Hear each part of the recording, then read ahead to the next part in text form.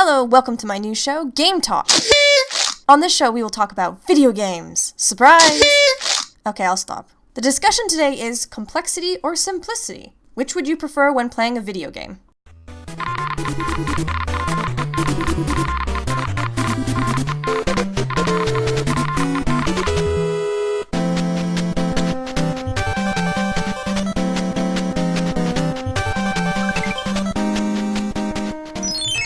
Complexity is when you have many different connecting parts, such as plots, gameplay, characters, and simplicity is the opposite, where everything is easy to understand. Maybe you prefer complex games because you can connect with the game more and immerse yourself in its world and the problems your character faces. But what if you just want to relax and turn off your brain? Well, simple games with a straightforward goal can fulfill your gaming needs, without spending time thinking about the repercussions of the decision you just made. I'm not saying one is better than the other, as there are different gamers. I can play both, but it depends on my mood. If I have time to sit down and invest in a game, complex and intriguing plots will do me just fine. If I don't have time or I just don't feel like concentrating much, I'll play an easy game like The Sims and just burn down a house. It is important to consider the level of complexity or simplicity of a game, and where they are hard or easy. Say the gameplay is very difficult to master, like Resonance of Fate, a game that requires a lot of tutorials and training in order to succeed. Depending on the gamer, this can either break the game for them or give it a unique and memorable experience, even if it can be a bit frustrating at times. Then there are story and plot related levels of complexity and simplicity, both of which can intrigue the gamer or can turn them away from being too research heavy or too predictable. Let me give an example here.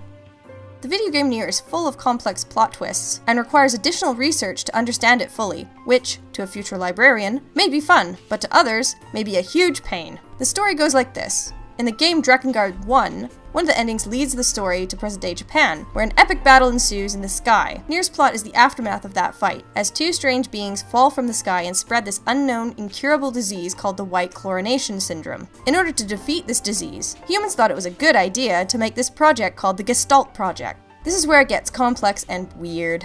The humans would separate their souls from their bodies until the White Chlorination Syndrome would vanish on its own, and then rejoin again. Soulless replicants were created from the data of the genes of the human body, and its corresponding soul was stashed away within the form of the Gestalt, also known as shades in Nier's time. Unfortunately, the project kind of failed in that the replicants became self-aware, and once that happened, they couldn't fuse back with their gestalts to become true humans again. Not only that, the gestalt would become hostile, and the replicant would show marks on their body known as the Black Scrawl, the disease Yona has and what Nier is trying to find a cure for.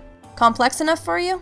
In the game, you can find documents about the research that takes place to stop this unknown disease, but if you skip reading it, you're left with a bunch of questions regarding why certain parts of the game happened, why the world is how it is, and so on. Nier also has a lot of subtle hints that usually sends people to the Wikipedia page to figure it out. It was there that I learned about the game's connection to Drakengard, which, if you hadn't played the games, would not have struck any familiarity with you. One thing about games that require other games for a full explanation often single out people who haven't played the mentioned games. Could that contribute to the complexity of some games? One series that requires previous knowledge is the Assassin's Creed games, that are one large plotline and often assume that you've played the previous games. Is it considered a complex story, or is it just viewed as one big game spanning over many names? That's for the gamer to decide. Simplicity, on the other hand, can be anything from an easy puzzle game to a simple plot. Now, I'm not saying simple is for stupid gamers. Some of the most memorable games came from an easy-to-understand plot, like Final Fantasy VI. Kefka is a dick, and he's evil. Let's stop him from being a dick. The end. Of course, there's more to it than that, but if you had to summarize the game in a sentence, you'd use something around those lines. You can't do that for Nier without going into too much detail and using a bunch of jargon that people will be like, dude, what the hell are you talking about? Simple games have a special charm to them that can attract all sorts of gamers. But of course, overly simple games can get boring pretty fast. There's only so much I can play of Animal Crossing before getting tired of destroying the fish population to pay off my house. Wait, what if complexity and simplicity coexisted in a game? Is that even possible?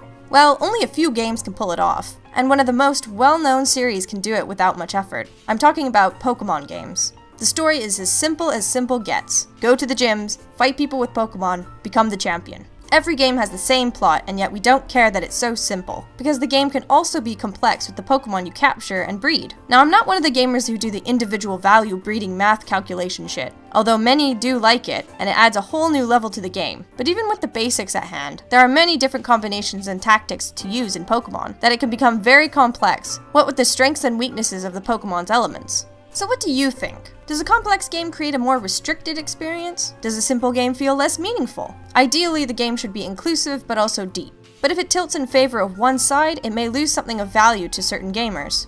Maybe you prefer complex over simple, or maybe you want both with more focus in character development than story. So what do you prefer? Let me know in the comments below. I will respond to some of these at the end of the next Game Talk video. Thanks for watching!